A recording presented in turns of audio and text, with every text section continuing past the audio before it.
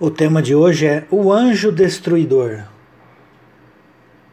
Vamos para o texto base que está no slide, na tela, de Isaías 45, verso 7. Eu formo a luz e crio as trevas, faço a paz e crio o mal. Eu, Senhor, faço todas essas coisas. Então, como você pode perceber aí em vermelho, a palavra hebraica Ra, que significa mal. Se você pegar o contexto em que essa palavra Ra é usada, é mal mesmo. Muitos tentam distorcer para cá, distorcer para lá, para tentar justificar esse texto. Muitos até nem sequer citam esse texto, mas na verdade é que tudo provém de Deus, o bem e o mal. Porém, nós temos que entender o que é esse mal e de que forma ele se realiza nos filhos de Deus. Então nós podemos fazer alguns questionamentos bíblicos. Quem colocou a serpente no Éden? Ou será que ela pulou o muro do jardim? Será que Deus não tomava conta direito do jardim do Éden, deixou entrar uma serpente lá, chamada Satanás? Ou foi Deus que colocou ela lá? Quem colocou a árvore do conhecimento do bem e do mal no jardim do Éden? Quem permitiu que Cã entrasse na arca, se através do seu filho o mal voltasse tudo novamente? Ora, a finalidade do dilúvio não era separar, tirar os ímpios da terra? Por que deixou Cã dentro da arca? Se através do seu filho, Canaã, o mal voltaria tudo novamente? Fica as questões. Por isso que eu digo, muitos não entendem o propósito do mal na vida dos filhos de Deus. Quem enviou Satanás a Jó? Quem levanta o pastor insensato do livro de Zacarias, no capítulo 11, verso 15, contra o povo? Quem criou o abismo, o inferno?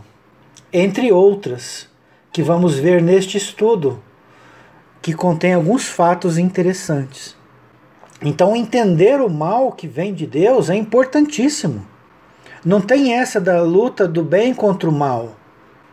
Nenhum ser pode lutar contra Deus. Então, se juntar Satanás e todos os anjos maus, Deus, com um piscar de olhos, acaba com tudo. Ou Deus não é todo poderoso? Ou Satanás e os anjos têm o mesmo poder de Deus? Agora, se Deus é todo poderoso, por que ele permite ou deixa o mal sobre a terra? Tudo tem um propósito, tem uma finalidade. Olha a passagem aqui de 1 Reis, capítulo 22, verso 20. Perguntou o Senhor: quem enganará Acabe, para que suba e caia em Ramote-Gileade? Um dizia desta maneira e outro de outra. Então saiu um espírito, olha aí, saiu um espírito, e se apresentou diante do Senhor, e disse: eu o enganarei. Perguntou-lhe o Senhor: com que? Respondeu ele: sairei e serei espírito mentiroso na boca de todos os profetas. Disse o Senhor: tu o enganarás, e ainda prevalecerás. Sai e faze-o assim. Eis que o Senhor, quem que foi que colocou? Eis que o Senhor pôs o espírito mentiroso na boca de todos estes teus profetas, e o Senhor falou o que é mal contra ti. Quem que enviou o espírito mentiroso? Foi Deus. O que é espírito? Um anjo. Anjos são espíritos ministradores. Muita gente quer desassociar anjo de espírito, mas não tem como. Não existe três seres no universo: anjos e espíritos e Deus. Deus não é espírito? É. Anjo não é espírito? É. Então espírito é outra coisa? Claro que não. O texto de Ezequiel 14 também diz algo interessante. Verso 8. Voltarei o rosto contra tal homem, e eu farei sinal e provérbio, e eliminá-lo-ei do meio do meu povo, e sabereis que eu sou o Senhor. Se o profeta for enganado e falar alguma coisa, fui eu, repito, fui eu, o Senhor, que enganei este profeta. Estenderei a mão contra ele, eu eliminarei do meio do meu povo de Israel. Quem que enganou? Foi Deus. Então o mal também provém de Deus. É escândalo para muitos que estão ouvindo isso pela primeira vez. Mas é um fato. Agora, isso faz de Deus um ser mau? É claro que não. Porque as pessoas não entendem o propósito do mal na Terra. O pessoal não entende o propósito do mal no universo, na criação de Deus. Colossenses capítulo 1, verso 13. Aqui está falando do Filho unigênito. Ele nos libertou do império das trevas e nos transportou para o reino do Filho do seu amor, no qual temos a redenção, a remissão dos pecados. Este é a imagem do Deus invisível. Cópia do Deus invisível. Imagem. O primogênito de toda a criação. Então observe aqui que Deus criou uma imagem dele mesmo, e esta imagem foi a primeira obra de Deus. E qual é esta obra? Preste atenção agora, verso 16. Pois nele, nesta imagem, neste Filho unigênito, foram criadas todas as coisas, quer seja nos céus, quer sobre a terra, quer seja visível, quer seja invisível, sejam tronos, sejam soberanias, quer principados, quer potestades. Tudo foi criado por meio dele e para ele. Ele é antes de todas as coisas. Nele tudo subsiste. Aqui está falando de Jesus? Claro que não. Quem acompanha esse canal há mais tempo sabe que Filho unigênito é uma coisa, Jesus e Yeshua é outra coisa. Jesus e Yeshua é um anjo. Nesse estudo aqui eu vou repetir alguns pontos. Então, quem está ouvindo este estudo pela primeira vez, quem está tendo contato pela primeira vez com este canal, antes de jogar tudo fora, analise tudo que será falado aqui. Analise os outros estudos que estão nesse canal. Aí sim você tem o direito, porque você tem o livre-arbítrio de jogar fora, reter parte ou aceitar tudo que é falado aqui. Mas não seja insensato de vomitar, de jogar tudo fora sem analisar cada ponto. É claro que eu também não sou infalível. Eu também estou buscando a verdade. Posso cometer erros? Posso. Assim como todos que se chamam religiosos estão em busca da verdade. Eu também estou. Mas devemos analisar, devemos aprofundar, devemos meditar, não só sobre as Escrituras, mas principalmente sobre o caráter de Deus, para que a gente não incorra no erro de fazer do nosso Deus um ser hipócrita, um ser vagabundo. Por que eu falo vagabundo? Porque, segundo o Salmo 90, verso 2, Deus disse: de eternidade a eternidade, tu és Deus. Repare que aqui a palavra eternidade é colocada duas vezes, para falar que dentro de uma eternidade completa, que envolve todas as eras e todos os tempos, existem eternidades. É exatamente isso o sentido da palavra Olam. Olam ad Olam. De eternidade a eternidade. De eternidade até eternidade. Tu és Deus. Então Olam significa um longo período de tempo indeterminado. Que, aliás, no grego, a palavra aion também tem esse significado. Um longo período de tempo indeterminado. Então, de um longo período de tempo indeterminado até outro, tu és Deus.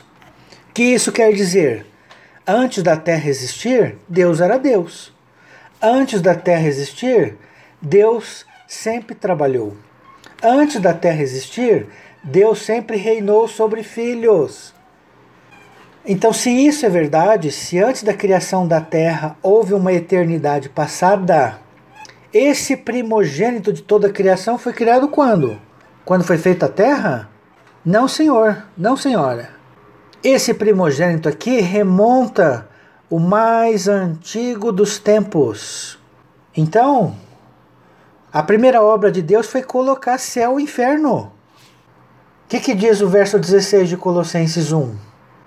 Todas as coisas visíveis, toda a criação visível e toda a criação invisível.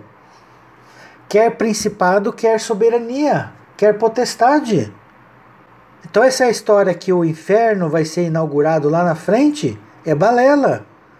É falta de compreensão das coisas eternas. É falta de compreensão das coisas de Deus. E tem muito pastor pregando isso. Tem muito teólogo pregando isso. Que o eterno vai ser inaugurado lá no final dos tempos. Não. Os céus já foram criados antes da terra existir. Isso está comprovado no texto de Jó, capítulo 38, basta ler lá. Inclusive Jó estava na criação da terra, no verso 21 de Jó 38. E esse Jó 38 fala da criação da terra e fala do caminho do bem e do mal, da luz e das trevas. Então o Filho unigênito é o primogênito de toda a criação, de todos os mundos, segundo o Salmo 90, verso 2. Continuando, Jó, capítulo 2, verso 8. Jó, sentado em cinza, tomou um caco para com ele raspar-se. Então sua mulher lhe disse: ainda conservas a tua integridade? Amaldiçoa a Deus e morre. Mas ele lhe respondeu: falas como qualquer doida. Temos recebido o bem de Deus e não receberíamos também o mal? Em tudo isto não pecou Jó com os seus lábios. Olha aí como Jó tinha consciência. Ora, se nós recebemos o bem de Deus, não vamos também receber o mal? O que diz lá no livro da lei, livro da Torá, Deuteronômio? Se vocês obedecerem, vocês terão estas bênçãos. E o que diz mais? Caso contrário, se forem rebeldes, virei sobre vós as maldições. Quem criou as maldições? Foi Deus que criou. Quem criou as bênçãos? Foi Deus que criou. Então Deus criou o bem, Ele faz o bem e cria o mal. Miqueias capítulo 7, verso 9. Sofrerei a ira do Senhor, porque pequei contra Ele, até que julgue a minha causa e execute o meu direito. Ele me tirará para a luz e eu verei a sua justiça. Então, se eu for rebelde, o que vai acontecer? Sofrerei a ira de Deus. Isso quer dizer que Deus está irado? Não. Mas aqui não fala da ira de Deus? Sim. A ira de Deus é uma forma simbólica de dizer que virá sobre ti as maldições. Nós já vamos entrar aqui no propósito do mal, para nós entender o que é a ira de Deus. O que são as maldições? O que é Satanás? Deuteronômio 8, verso 5. Sabe, pois, no teu coração, que como um homem disciplina seu filho, assim te disciplina o Senhor teu Deus. Está aí o X da questão, a chave para entender o propósito do mal. O mal na vida do homem, o mal na vida do Filho de Deus, tem o propósito de disciplina, correção, admoestação, puxão de orelha. Então o inferno é um bem ou um mal? Depende da ótica. Se você olhar do ponto de vista de quem está no inferno, se você olhar do ponto de vista do Filho de Deus, é um mal. Por quê? Vai ter choro e ranger de dentes. Vai ter sofrimento, vai ter angústia. É uma prisão, entre aspas. Mas se você olhar do ponto de vista do Pai, se você olhar do ponto de vista do Criador, o inferno, o colocar de castigo, não é um mal, é um bem. Porque tem com a finalidade de disciplina, admoestação, correção. Vamos colocar alguns versos aqui de Provérbios. Está aí na tela aí 4 passagens, tudo de Provérbios. Perceba que essa palavra Provérbios, como já foi falado em estudos anteriores, significa a palavra parábola. Provérbio e parábola é a mesma coisa. Então aqui não está falando simplesmente do pai e do filho literal. Aqui está falando do pai e do filho espiritual. Está falando da disciplina espiritual. Provérbios 29:15. A vara e a disciplina dão sabedoria, mas a criança entregue a si mesma vem envergonhar a sua mãe.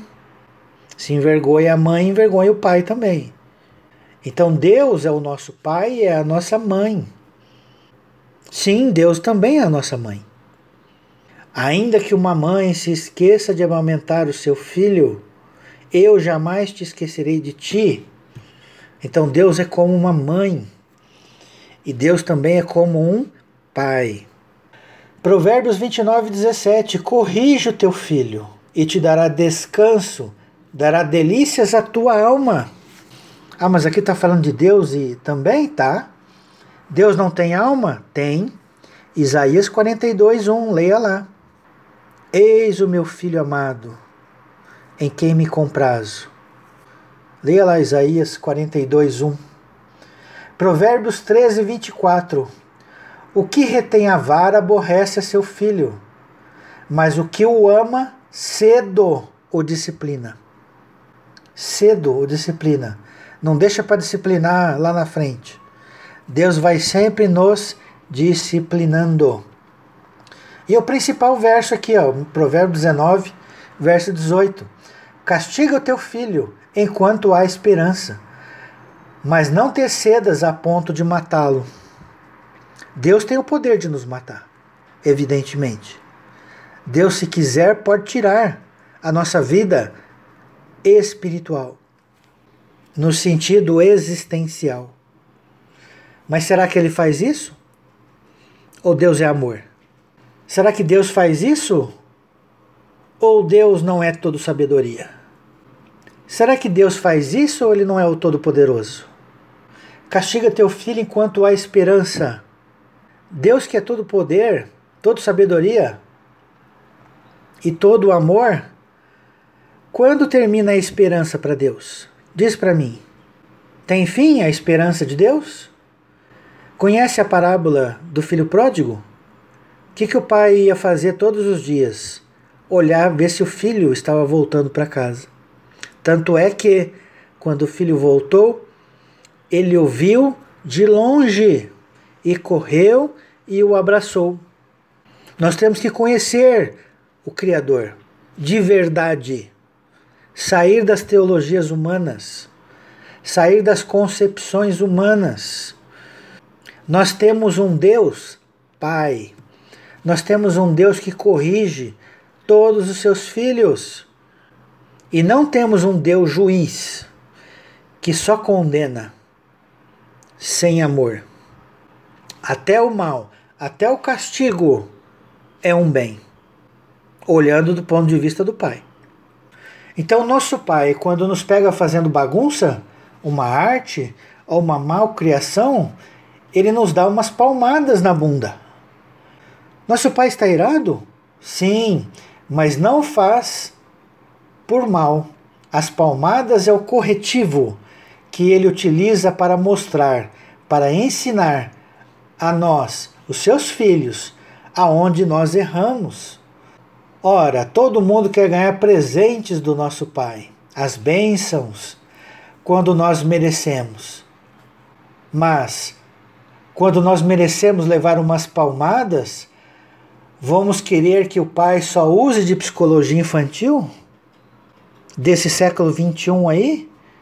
Que os psicólogos dizem que dar umas palmadas no filho vai transformar os nossos filhos em complexados? Deixe o seu filho crescer como árvore e você vai ver amanhã o que você vai colher. Deixe o seu filho crescer rebelde, sem correção, e você vai ver o que vai acontecer. Então Deus faz o mesmo. Então a ira do pai para nós é um mal, mas para o pai é um bem. Temos que entender muito bem isso. Vamos para o texto agora, Deuteronômio 30, verso 19. Os céus e a terra tomo hoje por testemunhas contra ti, que te propus a vida e a morte, a bênção e a maldição. Escolhe, pois, a vida para que vivas, tu e a tua descendência. Amando o Senhor teu Deus, dando ouvidos à sua voz e apegando-te a Ele, pois disto depende a tua vida e a tua longevidade, para que habites na terra que o Senhor, sob juramento, prometeu dar a teus pais, Abraão, Isaque e Jacó. Então observe aí, quem que propôs a vida e a morte? Foi Deus. Quem que propôs a bênção e a maldição? Foi Deus. De onde vem a morte? Vem de Deus. De onde vem a maldição? Vem de Deus. Agora, essa morte aqui é existencial? Claro que não. A morte aqui é espiritual. Quando o filho se rebela, Deus o manda para fora de casa. Por quê? O filho quer viver sozinho, quer ser autônomo, quer ser independente. Então o pai diz assim: bom, tá bom, vai. Vamos ver quanto tempo você aguenta morar longe da casa do pai. Vamos ver quanto tempo você aguenta dando cabeçada. Então a lei de Deus tem as bênçãos decorrentes da obediência e tem as maldições decorrentes da desobediência. A vida recebe aqueles que são obedientes. A morte espiritual recebem aqueles que são desobedientes. Observa o slide a seguir aí, 1 Coríntios 5,5, que em vários dos meus estudos eu coloco, mas coloco aqui novamente, porque sempre há pessoas novas assistindo os estudos. 1 Coríntios 5,5: entregue a Satanás para a destruição da carne, a fim de que o espírito seja salvo no dia do Senhor Jesus. Observe que em vermelho aí a palavra Satanás, em grego. Temos a palavra em roxo, pneuma, que é espírito. Então, que espírito é esse que está dizendo aqui? É o Espírito de Deus? Não. É o nosso espírito. O Espírito de Deus não precisa ser salvo. Quem precisa ser salvo é o nosso espírito, a nossa alma. Então entregue ao adversário, entregue a Satanás, para que através da destruição da carne, o que é a destruição da carne? A corrupção da carne, a destruição literal da carne, que pode se consumar inclusive com a morte do corpo físico. Então as dores, as aflições, as doenças, inclusive a morte. Por quê? Lembra da parábola do rico e do Lázaro? Para onde foi o rico? Foi para o seio de Abraão? Não. Foi para o abismo. Uma região de dores, de choro e ranger de dentes. Então quer dizer que é o fim? Acabou-se as esperanças? Não. Porque a correção de Deus, inclusive, ocorre dentro do Sheol. A correção de Deus ocorre dentro do lago de fogo, chamado inferno. Pegue Mateus 5, de 21 a 26. Reconcilia-te com o teu adversário enquanto está no caminho com ele, para que ele não te leve à prisão. E nesse contexto de Mateus 5, de 21 a 26, é citada a palavra Geena, que é inferno, que é fogo, um lago de fogo. E o que diz o verso 26? Em verdade vos digo, que de lá não sairás, enquanto não pagares o último centavo. Então há esperança. Há como sair da prisão. Há como sair do Geena. E qual que é esse último centavo? Deus aceita suborno? Não, de maneira nenhuma. Qual é a moeda que Deus aceita? A moeda se chama arrependimento. Então o castigo de Deus para que é? Levar os seus filhos ao arrependimento. É para isso que serviu as dores e os sofrimentos do filho pródigo. Estava vivendo num país distante, fora do reino. E lá comia o pão que o diabo amassou. Comia resto da alimentação dos porcos, as alfarrobas. E o filho voltou com o rabinho entre as pernas. querendo ser o escravo do pai dele, mas querendo morar na casa do pai. Para isso que serve o castigo. Para isso que serve o mal. Para isso que serve Satanás. Na vida de Jó, para que Deus mandou Satanás? Como termina o livro de Jó? Jó reconhecendo que antes eu conhecia de ouvir falar, mas agora ele conhece a Deus por vê-lo. Está aí o propósito de Satanás. Então o mal não é adversário de Deus, mas é uma ferramenta que Deus se utiliza para corrigir os seus filhos e no decorrer do tempo, ou seja, das eternidades, dos olãs, levá-los à salvação, à ressurreição dos mortos. Vós estávamos mortos em vossos delitos e pecados. O que disse o pai para o filho mais velho ao falar do retorno do filho mais novo? Este teu irmão estava morto e reviveu.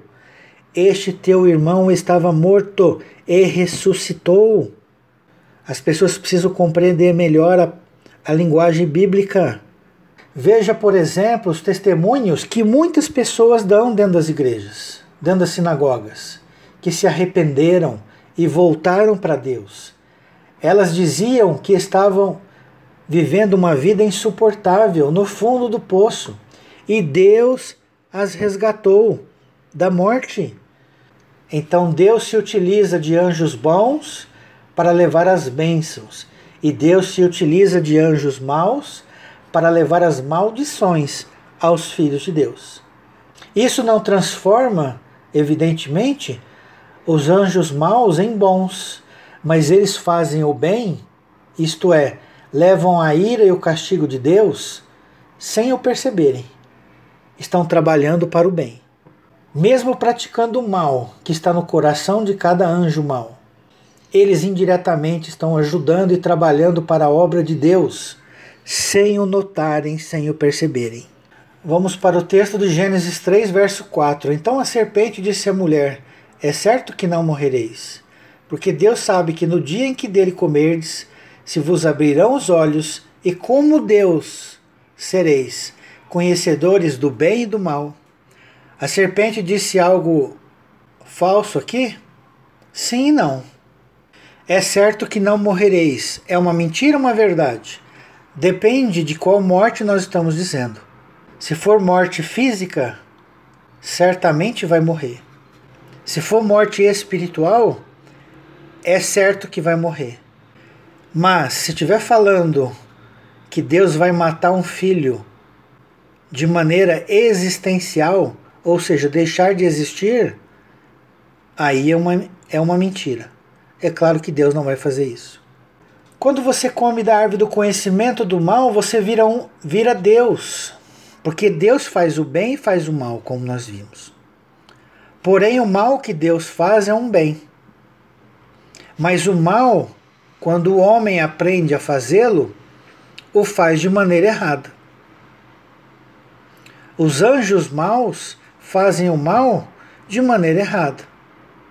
Fazem por maldade. E não por uma finalidade útil. Ora, Adão e Eva estavam nus e não se envergonhavam. A nudez de Adão e Eva é a mesma palavra da serpente, sagaz. Arum, arumim. Pegam os estudos anteriores aqui que vocês vão ver sobre este assunto. Depois que eles comeram, eles viram que estavam nus, estavam sagazes e tentaram se cobrir com folhas de figueira da sua nudez. E o que Deus deu a eles? Tirou as folhas de figueira, ou seja, a lei de Deus, tentaram se justificar pela lei de Deus, que a figueira representa a Torá, e deu a eles peles de animais. Ou seja, não é pela lei que você vai se justificar. Não é conhecendo a lei, a bênção e a maldição que você vai se justificar. Você vai deixar de ser pecador quando você for coberto pelo sacrifício de um animal, de um cordeiro, chamado Yeshua. Este ensino está presente desde Gênesis. Desde que Deus disse: haja luz e houve luz. Esta luz é Yeshua, cuja luz se manifestaria no quarto dia da criação, o sol da justiça, trazendo sobre suas asas salvação. Segundo Malaquias 4, verso 2. Então o verso 22, continuando aqui de Gênesis 3, então disse o Senhor Deus: eis que o homem se tornou como um de nós, conhecedor do bem e do mal, assim que não estenda a mão e tome também da árvore da vida e coma e viva eternamente. Esse viver eternamente aqui é no sentido espiritual. É viver na casa do Pai e não deixar de existir na morte eterna. A morte eterna significa separação eterna, até que pague o último centavo. Segundo Jesus disse em Mateus capítulo 5, verso 26.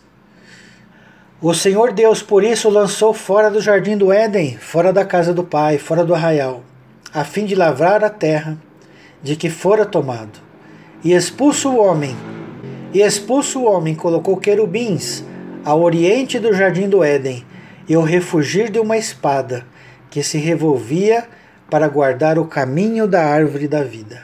Então, agora que nós terminamos a introdução, vamos entrar no tema aqui, o anjo destruidor. Então nós vamos conhecer uma palavra nova em hebraico chamada Mashihit, que significa destruir, arruinar, ruína, destruição. Vamos agora para a primeira passagem contendo esta palavra. Observa o slide aí de Êxodo 12, verso 13. O sangue vos será por sinal nas casas em que estiverdes. Quando eu vir o sangue, passarei por vós. Quem que passa? É Deus? Passarei por vós, e não haverá entre vós praga destruidora, quando eu ferir a terra do Egito. Então a terra do Egito teria uma praga destruidora. Teria uma praga Mashihit, destruir, arruinar, ruína, destruição. Aí está em vermelho a palavra em hebraico, para destruição. Então observe aí as diferentes traduções das Escrituras. Próximo slide, Êxodo 12, 23. Porque o Senhor passará para ferir os egípcios, quando vir, porém, o sangue na verga da porta, em ambas as ombreiras, passará o Senhor aquela porta, e não permitirá ao destruidor, olha aí o anjo destruidor, e não permitirá ao destruidor que entre em vossas casas para vos ferir. Está aí a palavra em vermelho, Mashihit. Então vamos ver quem é o destruidor, que Deus falou que iria passar sobre o Egito. E quem envia o destruidor? É Deus que manda. Salmo 78, verso 37. Porque o coração deles não era firme para com ele, nem foram fiéis à sua aliança. Ele, porém, que é misericordioso, perdoa a iniquidade e não destrói.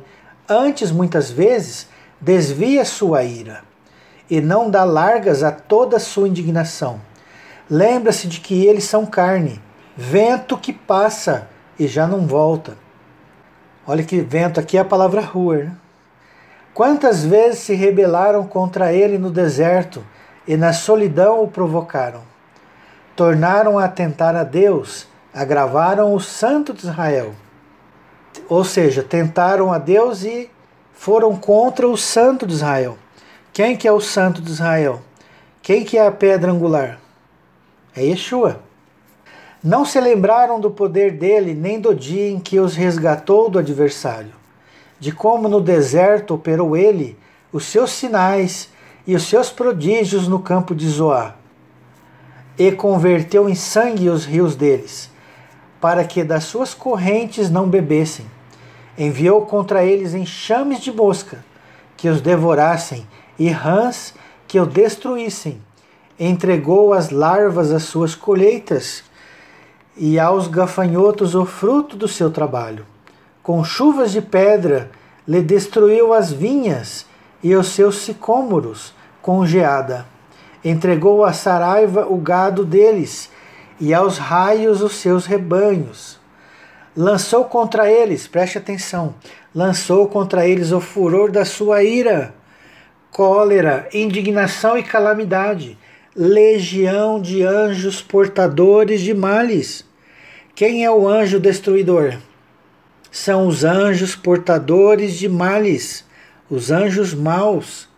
Observa o slide aqui apenas do verso 49.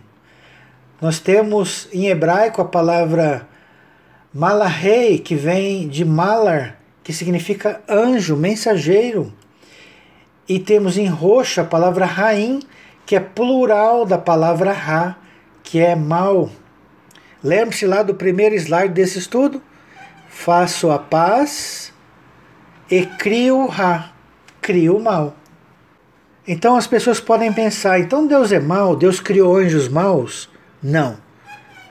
Deus, se criasse anjos maus, seria mau. Deus criou seus filhos, entre aspas, simples e ignorantes, fecham aspas. Ou seja, Deus criou seus filhos neutros, nem bom e nem mal. Deus criou seus filhos como crianças na maturidade. Você já viu uma criança? Ela não age por maldade a princípio, mas à medida que ela vai crescendo, ela vai usando o livre-arbítrio dela para o bem ou para o mal. É assim que os filhos de Deus fazem depois que são criados, são gerados pelo Pai. Deus criou todos os seus filhos neutros. Deus criou todos os seus filhos como crianças. E quando elas vão crescendo, elas vão comer dessa árvore do conhecimento do bem e do mal.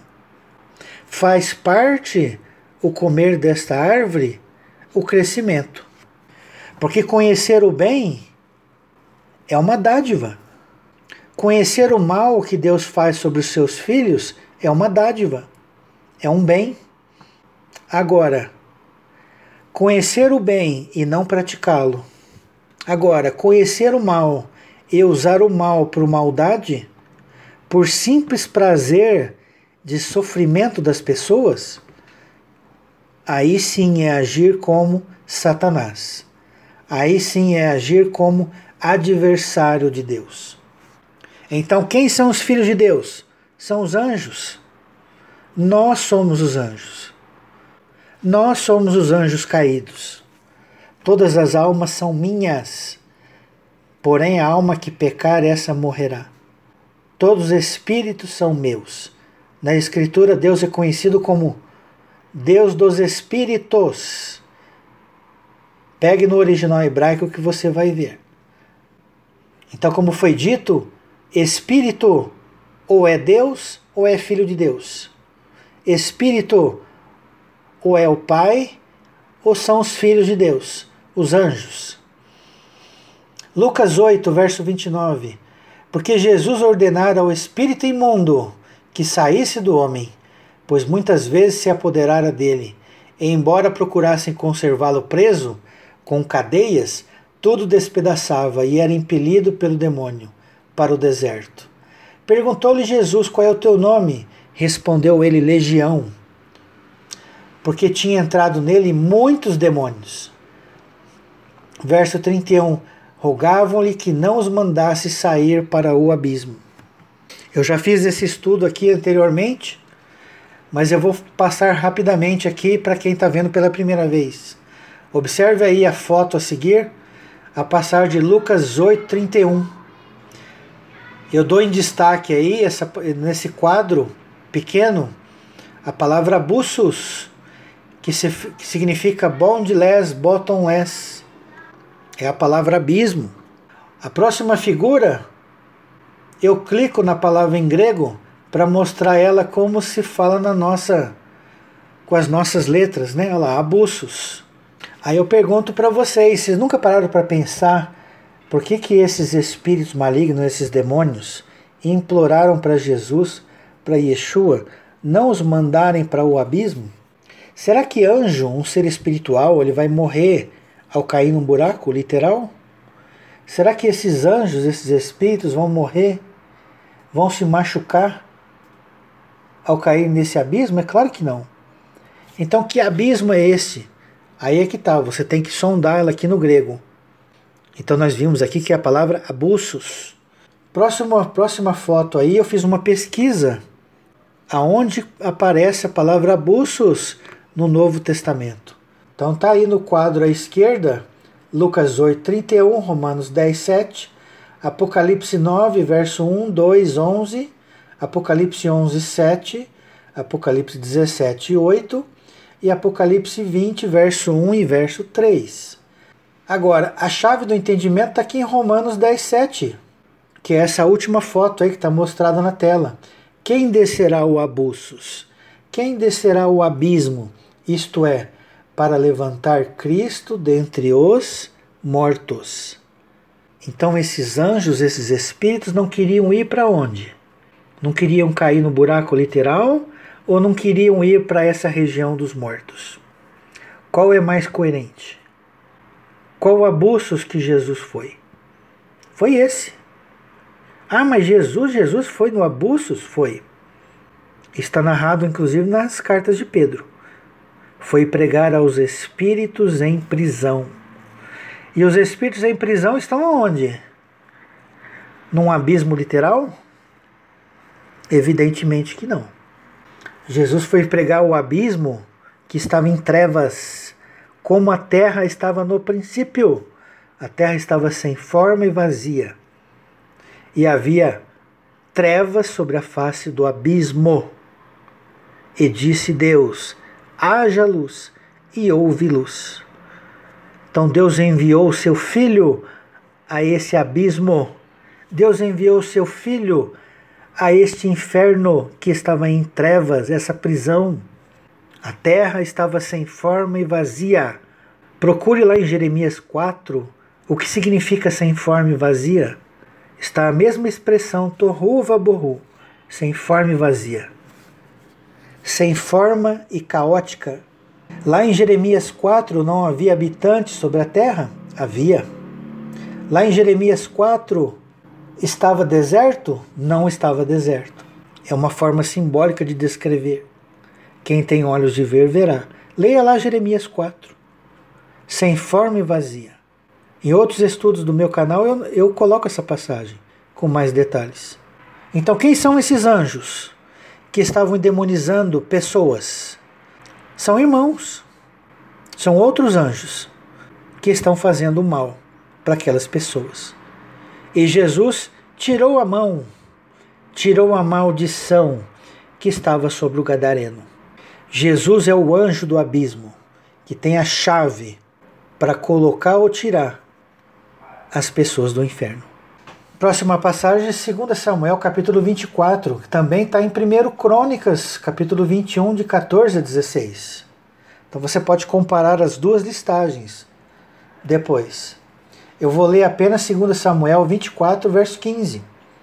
Então enviou o Senhor a peste a Israel, desde a manhã até o tempo que determinou, e de Dan até Berseba. Morreram 70.000 homens do povo. Estendendo, pois, o anjo do Senhor a mão sobre Jerusalém para destruir. Olha aí, o anjo do Senhor. Quem é o anjo do Senhor? É Yeshua. O anjo do Senhor a mão sobre Jerusalém para destruir. Arrependeu-se o Senhor do mal e disse ao anjo que fazia destruição entre o povo: basta, retira a mão. O anjo estava junto à eira de Araúna, o Jebuseu. Vendo Davi ao anjo que feria o povo, falou ao Senhor e disse: eu é que pequei, eu é que procedi perversamente. Porém estas ovelhas que fizeram? Seja, pois, a tua mão contra mim e contra a casa de meu pai. Então compete a Deus interromper a maldição. Compete a Deus retirar o mal sobre aquele filho de Deus, sobre aquele povo. E este anjo do Senhor executa as ordens do Criador. Esse anjo do Senhor aqui não é mau. É como se na mão de Deus houvesse a mão direita para a bênção e a mão esquerda para a maldição. Aquele que obedece recebe a bênção. Aquele que desobedece recebe a maldição. E compete a Deus falar: basta, é o suficiente o castigo, para que esse filho não pereça. Por isso que a palavra diz: não repreenderei perpetuamente. Então diz o texto de Isaías 57:16: pois não contenderei para sempre, nem me indignarei continuamente, porque do contrário, o espírito definharia diante de mim, e o fôlego da vida que eu criei. Lembre-se da repreensão lá de Provérbios? O castigo tem que ser numa dose homeopática constante, mas sem que cause a morte do filho. Então observe aí o slide de 2 Samuel 24:16. Nós temos a palavra Masherit, destruir, arruinar. Temos em marrom a palavra Yavé, o eterno, o tetagrama, Yud-Rei, Vav-Rei. E temos em roxo a palavra Malar, que é anjo mensageiro. Então observe aí as diferenças entre as versões bíblicas. Vamos para o próximo slide, Provérbios 18:9. Quem é negligente na sua obra já é irmão do desperdiçador. Na verdade é destruidor. Observe aí as diferentes versões. Aí nós temos em vermelho a palavra Masherit, destruir, arruinar, destruição. Temos em verde a palavra Ar, que significa irmão. Temos em roxo a palavra Ru, ele. E temos em marrom a palavra Baal, senhor, dono, marido. É o dono, o senhor da destruição. Veja aí que nenhuma tradução colocou a palavra Baal. E faz parte do texto, hein? Próximo slide, Provérbios 28:24. O que rouba seu pai ou a sua mãe e diz: não é pecado, companheiro é do destruidor. Em vermelho a palavra Masherit. Isaías 54:16. Eis que eu criei o ferreiro. Olha que texto interessante. Deus não cria o mal? Eis que eu criei o ferreiro, que assopra as brasas no fogo e que produz a arma para o seu devido fim, seu devido propósito. Também criei o assolador para destruir. Deus criou Satanás. Entre aspas, é uma figura. Satanás não é um ser real. Satanás é uma legião de anjos maus. Os anjos maus são a realidade. São os filhos rebeldes. Satanás é apenas uma simbologia, uma figura, uma corrente de pensamento, onde esses anjos maus executam as suas maldades. Claro, sem o perceberem, praticam a justiça de Deus. Então Deus criou o assolador. Observa aí em vermelho a palavra Masherit, destruir, arruinar. Em marrom a palavra Barate, que vem da palavra barar. A palavra barar é usada apenas para o eterno, criar. Próxima passagem, Jeremias 22, verso 6. Porque assim diz o Senhor acerca da casa do rei de Judá: tu és para mim Gileade e a cabeça do Líbano, mas certamente farei de ti um deserto e cidades desabitadas. Designarei contra ti destruidores, cada um com as suas armas, cortarão os teus cedros escolhidos e lançá-los-ão no fogo. Muitas nações passarão por essa cidade, e dirá cada um ao seu companheiro: por que procedeu o Senhor assim contra esta grande cidade? Então se lhe responderá: porque deixaram a aliança do Senhor seu Deus, e adoraram a outros deuses, e os serviram. Não choreis o morto, nem o lastimeis. Chorai amargamente aquele que sai, porque nunca mais tornará, nem verá a terra onde nasceu. Então veja a seguir, eu destaquei o verso 7, onde encontra a palavra destruidor, Masherit. Observe aí as diferentes traduções dessa passagem de Jeremias 22:7. Designarei contra ti destruidores, cada um com as suas armas, cortarão os teus cedros escolhidos e lançá-los-ão no fogo. Próxima passagem, próximo slide, Jeremias 51:1. Assim diz o Senhor, eis que levantarei um vento destruidor. O que é a palavra vento? Ruar, espírito. Levantarei um espírito destruidor contra a Babilônia e contra os que habitam em Leb-Camai. Veja aí em vermelho Mashrit e em roxo a palavra Ruar, vento, espírito. Vamos para o texto de Ezequiel 5, verso 7. Portanto, assim diz o Senhor Deus, porque sois mais rebeldes do que as nações que estão ao vosso redor, e não tendes andado nos meus estatutos, nem cumprido os meus juízos, nem procedido segundo os direitos das nações ao redor de vós. Por isso, assim diz o Senhor Deus, eis que eu mesmo estou contra ti, e executarei juízos no meio de ti, à vista das nações. Farei contigo o que nunca fiz, e o que jamais farei, por causa de todas as tuas abominações. Portanto, os pais devorarão a seus filhos no meio de ti, e os filhos devorarão a seus pais. Executarei em ti juízos, e tudo o que restar de ti espalharei a todos os ventos. Portanto, tão certo como eu vivo, diz o Senhor Deus, pois que profanaste o meu santuário, com todas as tuas coisas detestáveis, e com todas as tuas abominações, eu retirarei, sem piedade, os olhos de ti, e não te pouparei. Uma terça parte de ti morrerá de peste, e será consumida de fome no meio de ti. Outra terça parte cairá a espada em redor de ti, e a outra terça parte satisfarei neles o meu furor, e me consolarei. Saberão que eu, Senhor, falei no meu zelo, quando cumprir neles o meu furor. Quem olha aqui sem fazer uma meditação, uma análise profunda, fala assim, puxa, Deus vai matar os seus filhos. Sim, vai matar na carne. Porém, o matar na carne não mata o espírito. O que diz lá em Eclesiastes? Ao ocorrer a morte, o corpo volta para a terra, para o pó. E o espírito volta para Deus. O espírito volta para Deus. O que diz Jó 1:21? Nu saí do ventre de minha mãe, e nu voltarei para lá. Para lá onde? Para o ventre da mãe? Não.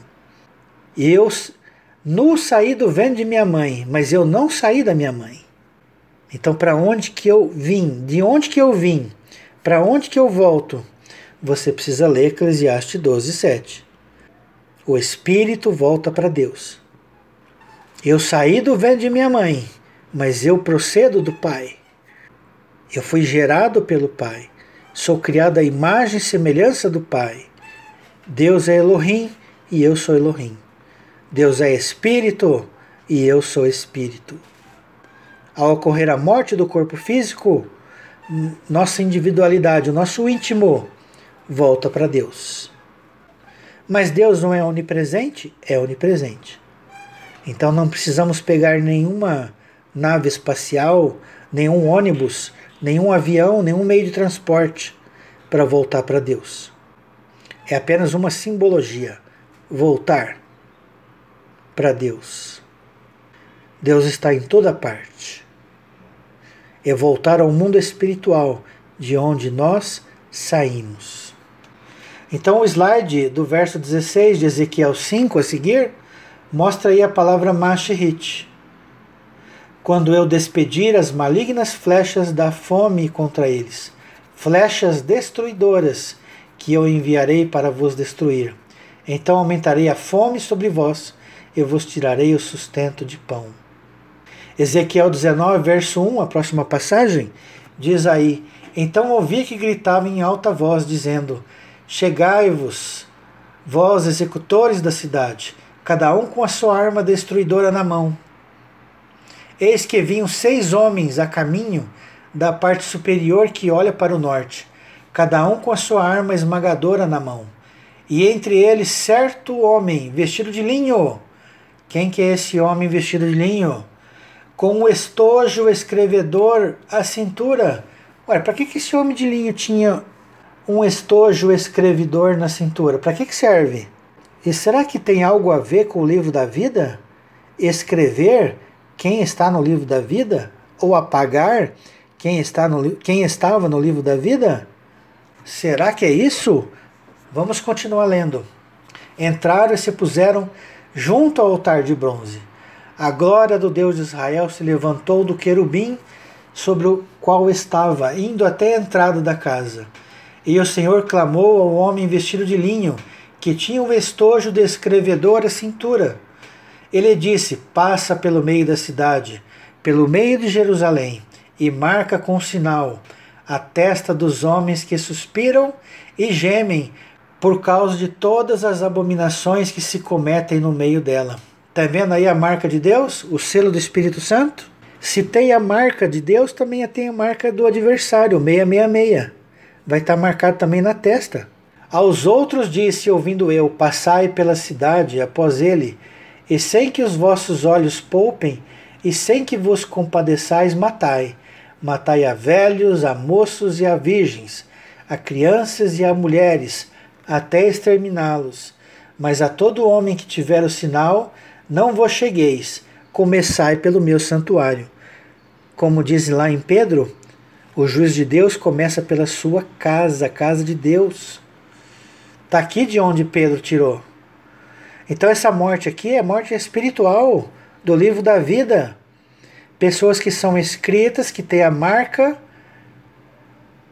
de Deus, o selo do Espírito, entrarão para o livro da vida. E aqueles que têm a marca de Satanás, 666, a marca da iniquidade, a marca do pecado, esses serão exterminados. Isso aqui não é literal. Por isso que tem muitos teólogos, muitos irmãos confundindo. E até chegam a dizer que o Deus do Antigo Testamento, esse anjo do Senhor aqui, fazia coisa errada. Não fazia, não. É falta de entendimento dessas pessoas. Não existe dois deuses na Bíblia. O Deus é um só. Deus é o mesmo. Deus não muda.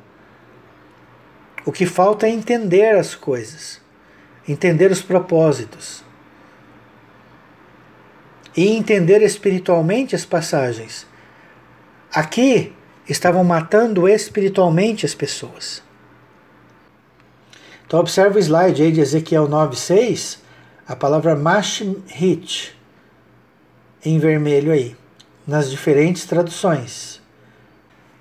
Então vamos mostrar quem é esse anjo do Senhor, repetindo o que já foram dito em outros estudos. Êxodo 23, verso 20. Eis que vos envio um anjo adiante de ti, para que te guarde pelo caminho. É Deus falando. Vou enviar um anjo, viu, Moisés? Diante de ti. E te leve ao lugar que tenho preparado. Guarda-te diante dele e ouve a sua voz, e não te rebeles contra ele, porque não perdoará a vossa transgressão, pois nele está o meu nome. Qual é o nome desse anjo? Yeshua. Yah salva. Esse anjo que perdoa pecados. Então tem muito teólogo dizendo que aqui é teofania, que é Deus se manifestando em forma de anjo. A pessoa não consegue compreender o que é representatividade. A pessoa faz uma salada, pega figuras que Deus criou e cria uma doutrina chamada Trindade. Coloca 3 pessoas sendo um único Deus e não consegue explicar como 3 pessoas é um ser só. Aí tem que dizer que é mistério, né? Mesma coisa aqui, tem que falar que esse anjo aqui é teofania. Porque se falar que é um anjo de verdade, vai causar escândalo no meio da congregação que eles pregam. Mas aqui Deus não é um ser lunático, eu vou enviar eu mesmo. Olha, Moisés, eu vou enviar a mim mesmo. Bastaria dizer isso então, né? Para que dizer que estava mandando um anjo. Eis que ele envia um anjo diante de ti. E é confirmado lá em Atos 7, verso 34. Vi com efeito o sofrimento do meu povo no Egito. Ouvi o seu gemido e desci para libertá-lo. Vem agora e eu te enviarei ao Egito. A este Moisés, a quem negaram reconhecer, dizendo: quem te constituiu autoridade e juiz? A este enviou Deus como chefe e libertador, com assistência do anjo. Com assistência do anjo que lhe apareceu na sarça. Quem que apareceu na sarça para Moisés? Deus, falando eu sou o que sou. Então quer dizer que era Deus, era teofania? Não, era um anjo com papel de representatividade, procuração de Deus. A doutrina não é minha, mas daquele que me enviou. A vontade não é minha, mas daquele que me enviou. Isto é procuração. Um procurador fala, assina, escreve, tudo em nome daquele que assinou a procuração. Então quem olha o procurador vai falar assim: é Deus. Mas é Deus de fato? Não. Porque Deus é o Pai. Há um só Deus, vírgula, o Pai. 1 Coríntios 8, 6. E um só Senhor, Jesus Cristo. Está na hora de acordar, gente. Verso 36. Este os tirou, fazendo prodígios e sinais na terra do Egito, assim como no Mar Vermelho e no deserto, durante 40 anos.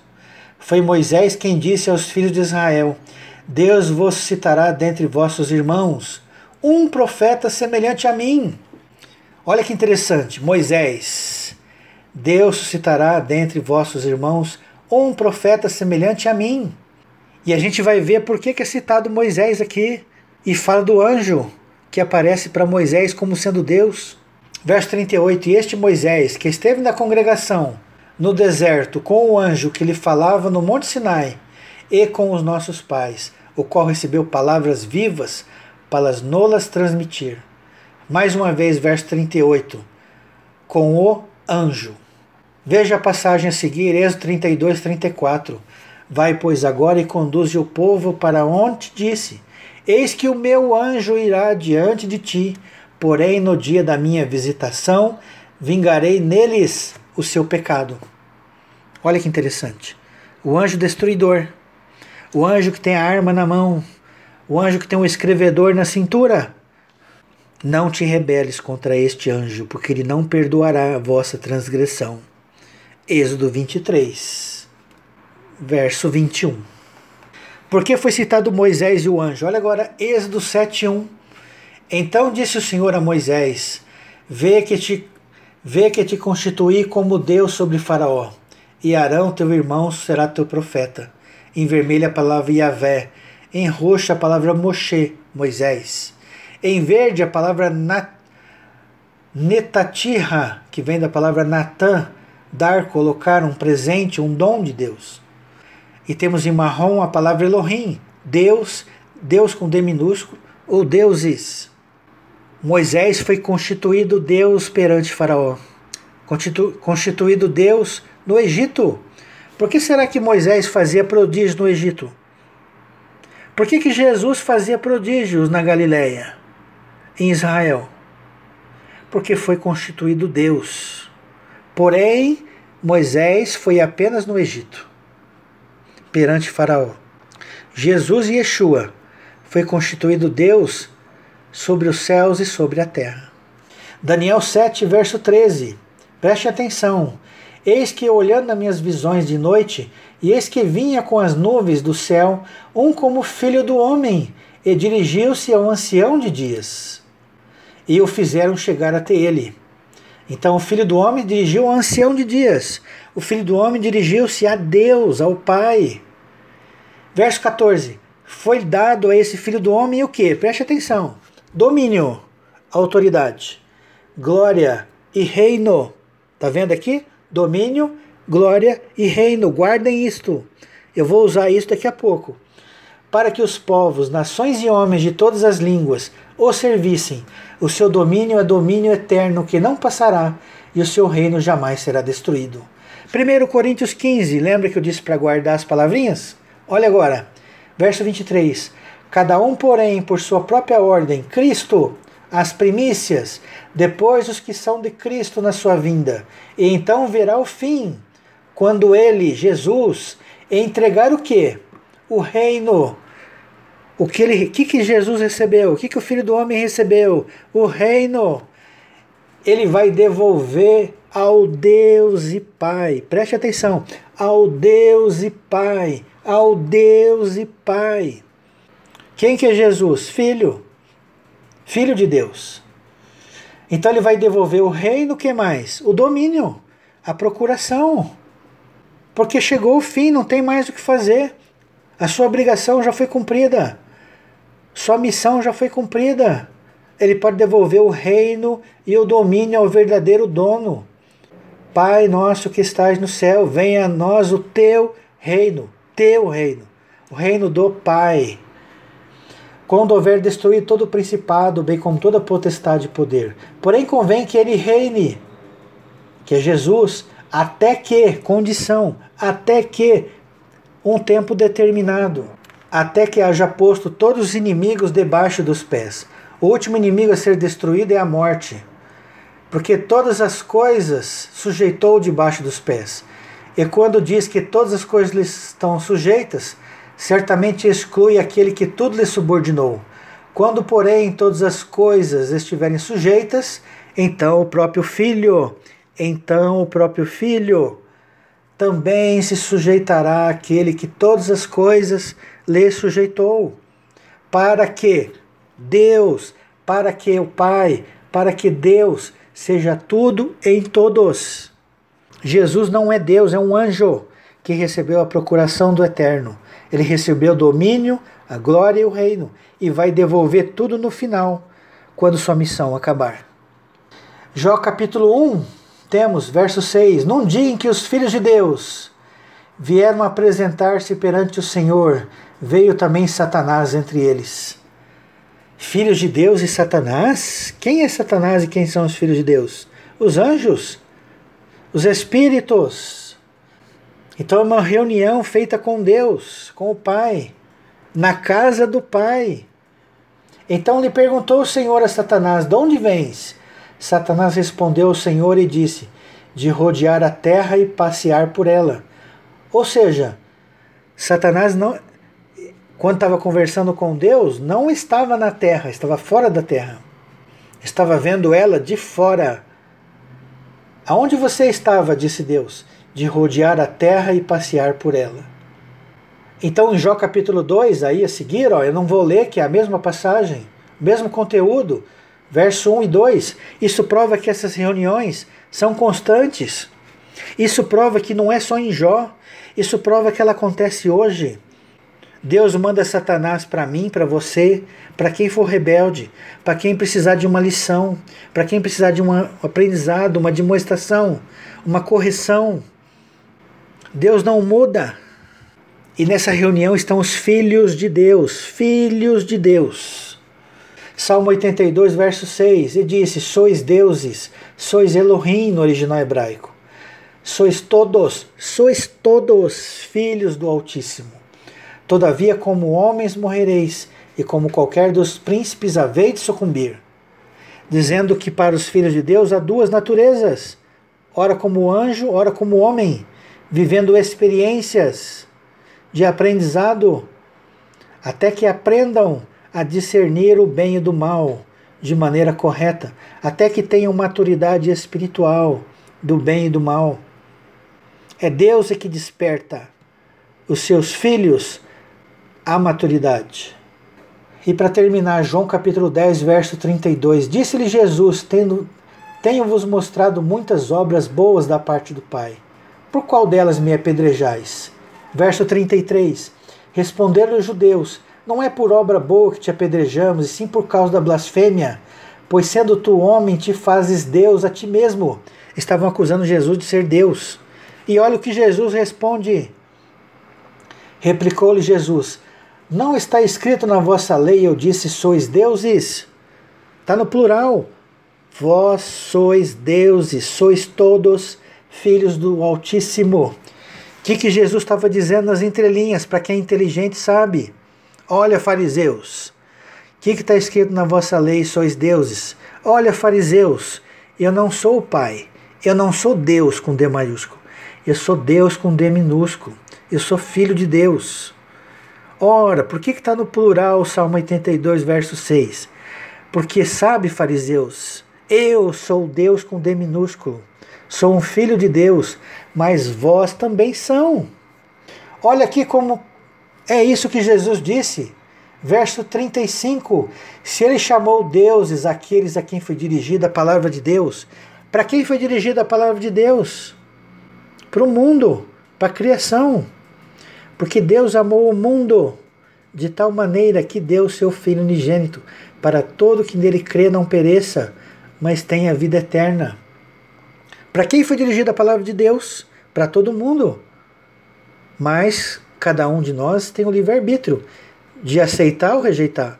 Cada um de nós tem o livre-arbítrio para obedecer ou desobedecer. Mas cada um de nós vai receber a bênção ou a maldição, que vem de Deus, que vem do nosso Pai, que é uma correção, até que nós reconhecemos e dobramos o nosso joelho.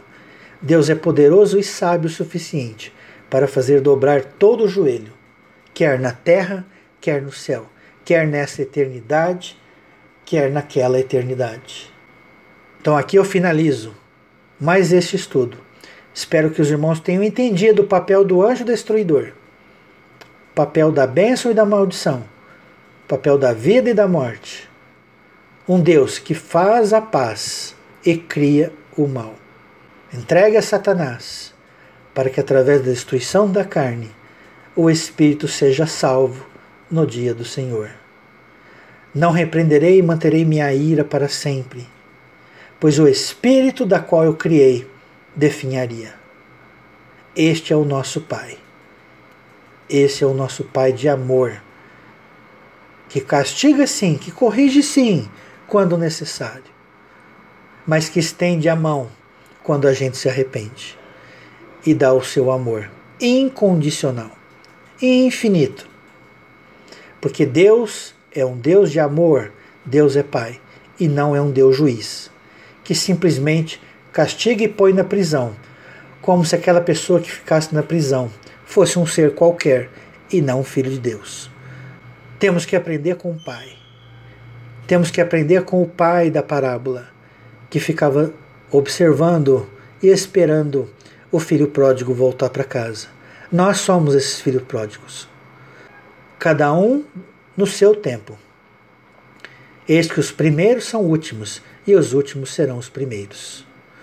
Mas numa fila, o primeiro entra, o último também entra, porém não ao mesmo tempo.